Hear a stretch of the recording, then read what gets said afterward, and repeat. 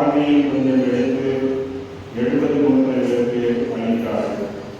ஆவி அவர்கள் மேல் இறங்கவே அவர்கள் இறைவாக்கு உரைத்தனர்.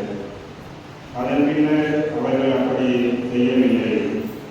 2 மனிதர் பாலத்திலேயே தங்கி வைத்தனர்.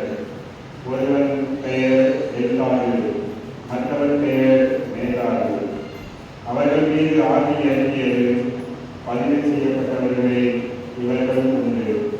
ஆனால் அவர்கள் கூடாரத்துக்கு சென்றிருக்கவில்லை. ஆகவே அவர்கள் பாலத்திலேயே இறைவாக்கு உரைத்தனர். ஒரு இளம் கோடி வந்து மோசையிடம் எல்தாரும் மேதாவும் பாலத்தில் இறைவாக்கு உரைத்தனர் என்று சொன்னார்.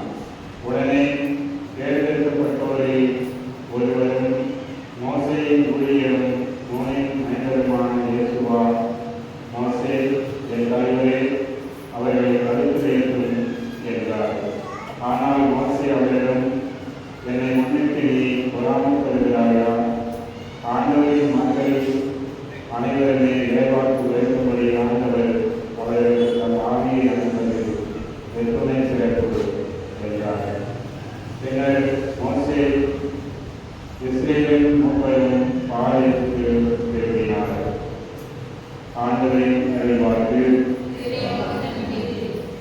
பதிலுரை பாடல் அல்லது ஆண்டவரின் நியமங்கள் சரியானவை, இதயத்தை மகிழ்கின்றன.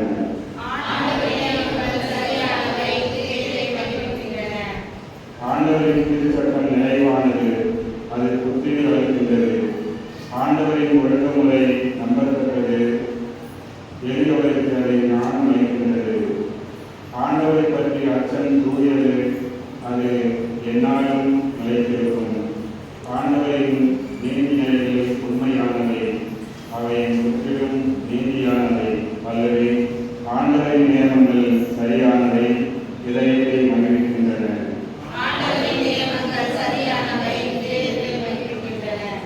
அவற்றால் அடியேன் எச்சரிக்கப்படுகின்றேன்.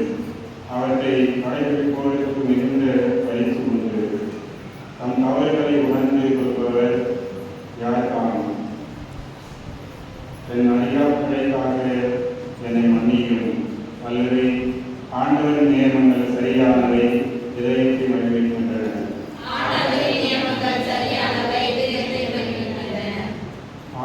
ஆடம்பரங்களிலிருந்து உம் அடியாரை காத்தருளும். அவர்கள் என்னை ஆட்சி படைக்காதிருக்கட்டும். அப்பொழுது நான் மாசற்று இருப்பேன், பெரும் விலை எதையும் செய்யாதிருப்பேன். அல்லது ஆண்டவரின் நியமங்கள் சரியானவை, இதயத்தை மகிழ்கின்றன.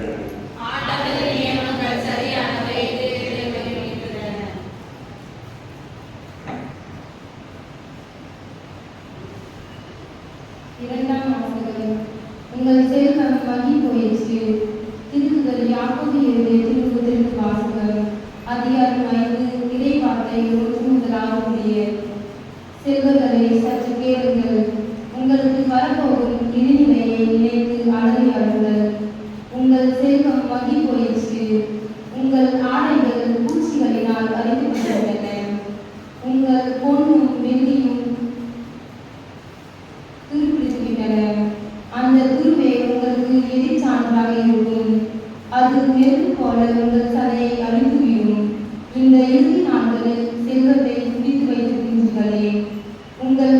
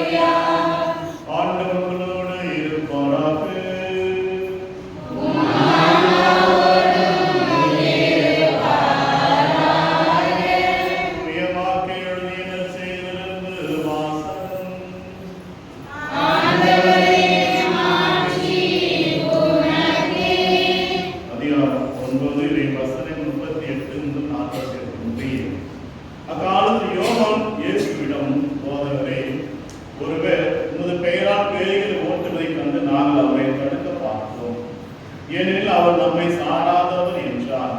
அதற்கு இயேசு கூறியது, தடுக்க வேண்டாம். ஏனெனில் என் பெயரால் வல்ல செயல் புரிவோர் அவ்வளவு எளிதாக என்னை குறித்து இகழ்ந்து பேச மாட்டார். ஏனெனில் நமக்கு எதிராக இராதவர் நம் சார்பாக இருக்கிறார்.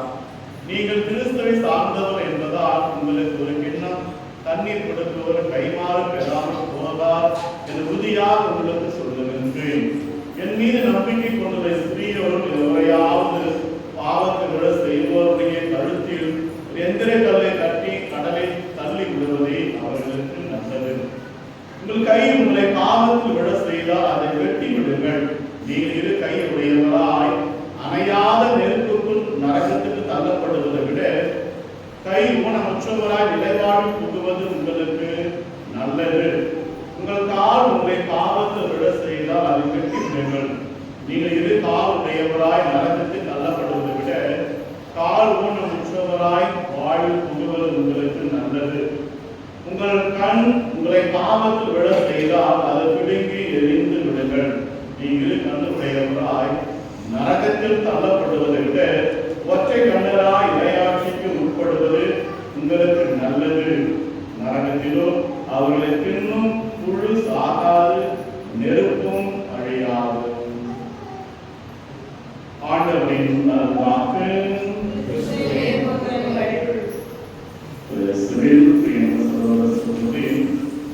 பொருளாதாரத்தின் 26வது ஞாயிற்றுக்கிழமையை சிறப்பிக்கின்றோம்.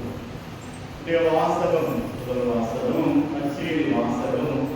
தூய ஆவியை பெற்றவர்கள் கடவுளை பற்றி எடுத்துரைக்கின்றார்கள் என்பதை சுட்டிக்காட்டப்படுகின்றது.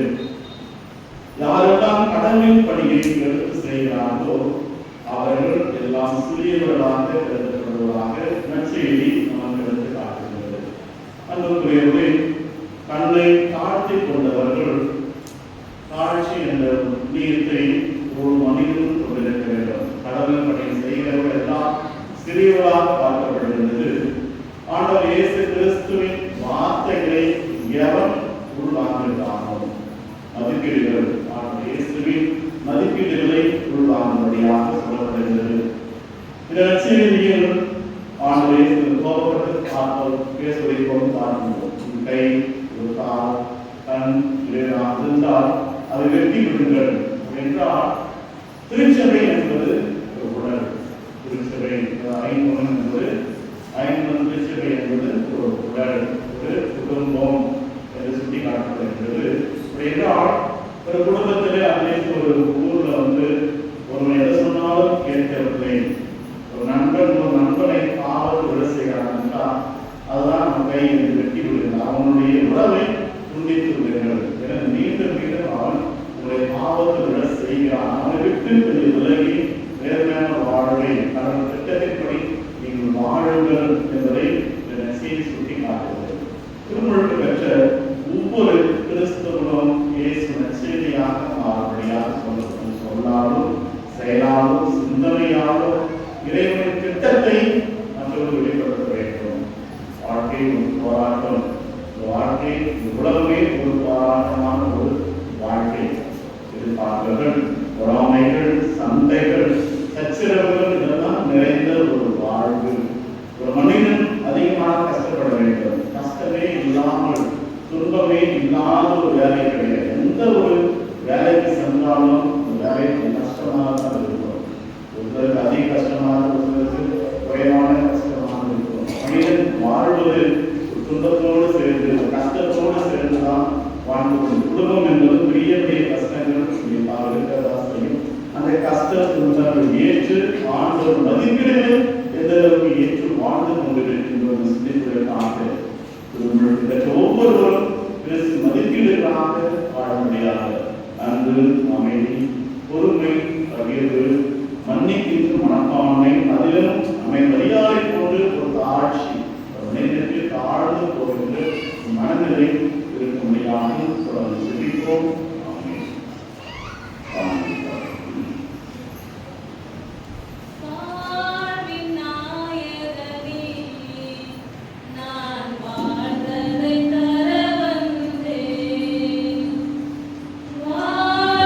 நாயகனே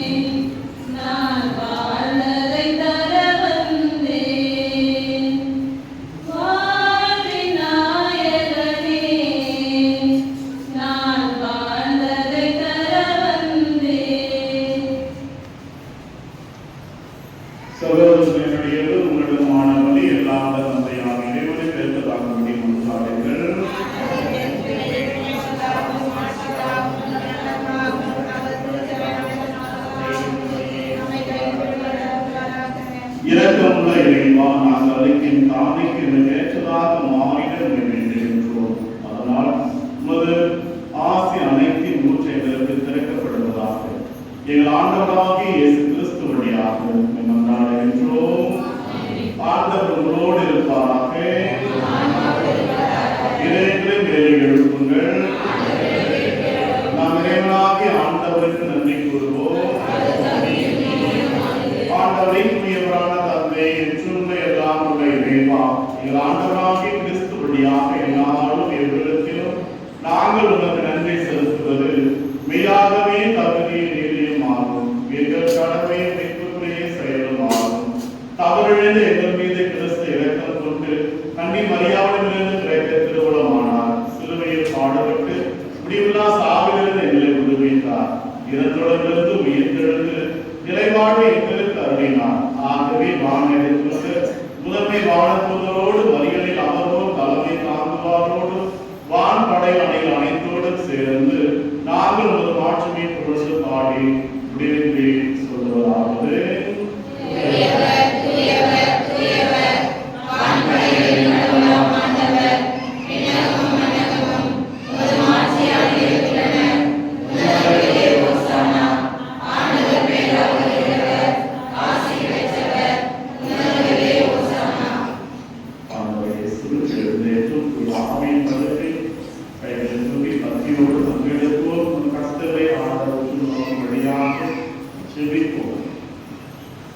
ஆண்டவரே, மெய்யாகவே தூயவர், தூய்மை அனைத்திற்கும் ஊற்று.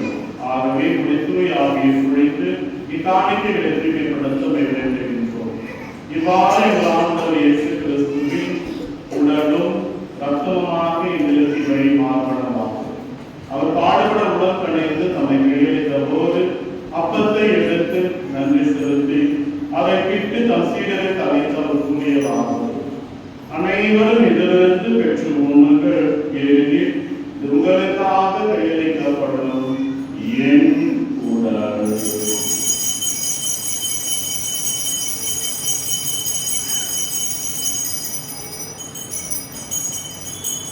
அவனமே இரவு விருந்தை அருந்தி எம்பின் பின்னத்தையும் எடுத்து மீண்டும் நன்றி கூறி தம் சீடருக்கு அளித்து அவர் கூறியதாவது: அனைவரும் இதிலிருந்து பெற்று தருவீர்கள், ஏனெனில் இது புதிய நிலையான உடன்படிக்கைக்கு உரிய என் ரத்தத்தை பின்னால். இது பாவ மன்னிப்புக்கென்று உங்களுக்காக பலருக்காக சிந்தப்படும். இதை என் நினைவாக செய்யுங்கள்.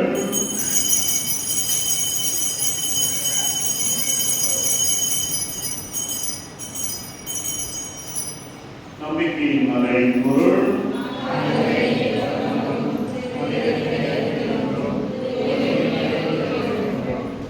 ஆகவே ஆண்டவரை நாங்கள் கிறிஸ்துவை இறப்பினையும் மீட்பினையும் நினைவு கூர்ந்து வாழ்வு தரும் அப்பத்தை மீட்பதையும் கிண்ணத்தையும் ஒப்புக் கொடுக்கின்றோம்.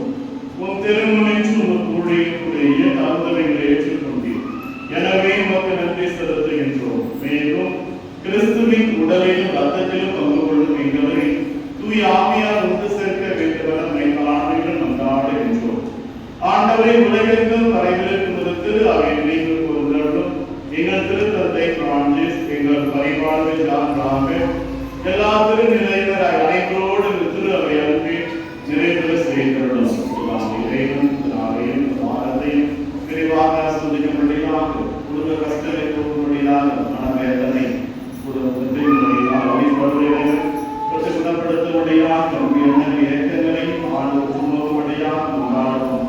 சிறப்பானது திருப்பறை பொழுது தெரிவிக்கப்படுகின்ற மறைத்த அன்பனை முதல் நாமலை காட்சிக்காக 5ஆம் நாளில் அவர்களுக்காக செவிப்போம். மேலும் உயிர்த்தல் எதிர்நோக்குடன் கீழ்கொள்ளும் எங்கள் சகோதர சகோதரிகளையும் இறந்தோர் அனைவரையும் இரக்கத்துடன் நினைவு கூர்ந்து திருமுக உணர்வில் ஏற்றலும் எங்கள் அனைவர் மீதும் இரக்கமாயிரும். கடவுளின் கண்ணித்தாயான புனித மரியா, அவருடைய கணவரான புனித யோசேப்பு, புனித திருத்தூதர்கள், இவரையும் முன்வந்தவராய் இருந்தோர் ஆகிய புனிதர் அனைவரும் நிலைவாழ்வில் பங்கு கொள்ளும் தகுதி பெற்று திருமண நேச கிறிஸ்து வழியாக உம்மை புகழ்ந்தேற்றும் மரணருடன் கொண்டாடுகின்றோம். இவர் வழியாக இவரோடு இவரே எல்லாம் இறைவனாகிய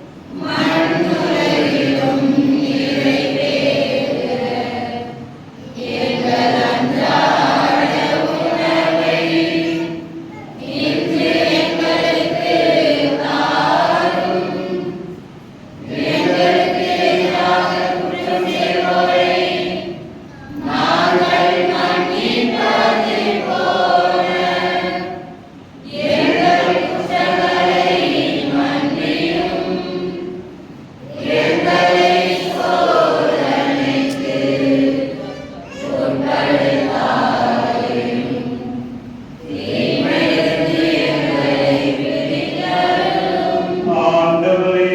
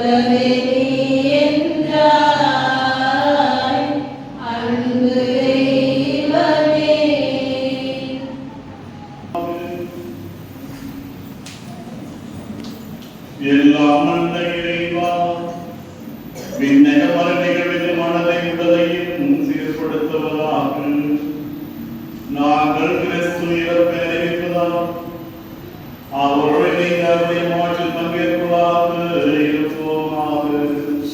எல்லாம் கடலாகிய இயேசு கிறிஸ்து வழியாக உம்மை மன்றாடுகின்றோம்.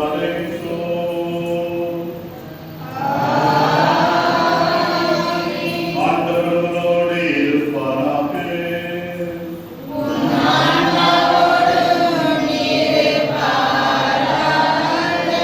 எல்லாம் உடைய இறைவன் தந்தை மகன் தூய ஆவியானவரை ஆசீர்வதிப்பாராக.